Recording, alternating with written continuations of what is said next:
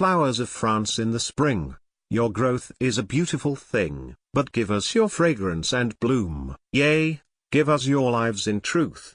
Give us your sweetness and grace to brighten the resting place of the flower of manhood and youth, gone into the dust of the tomb. This is the vast stupendous hour of time, when nothing counts but sacrifice and faith, service and self-forgetfulness. Sublime and awful are these moments, charged with death and red with slaughter. Yet God's purpose thrives in all this holocaust of human lives. I say God's purpose thrives.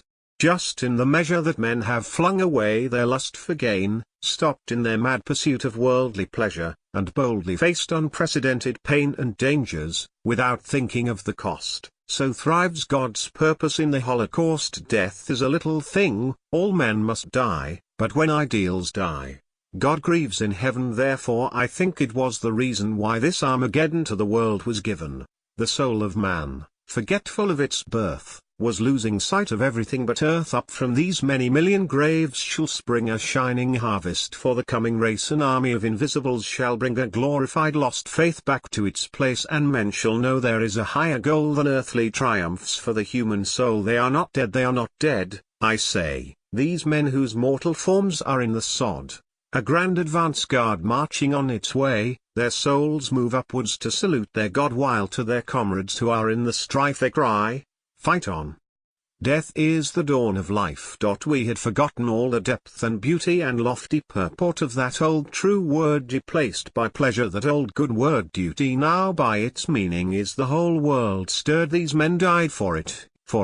Now, we give, and sacrifice, and serve, and toil, and live. From out our hearts had gone a high devotion for anything.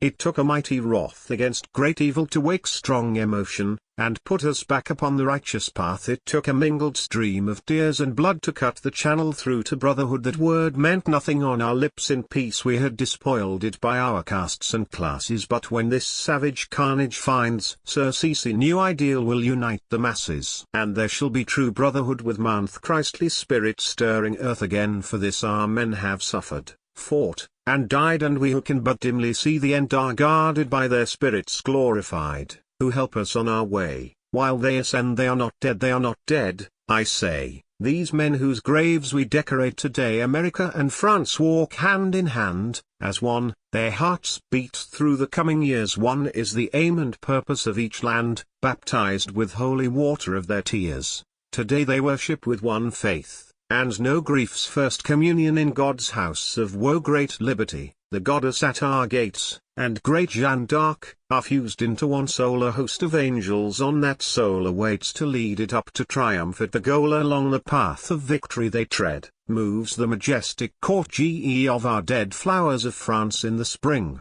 Your growth is a beautiful thing, but give us your fragrance and bloom. Yea, give us your lives in truth.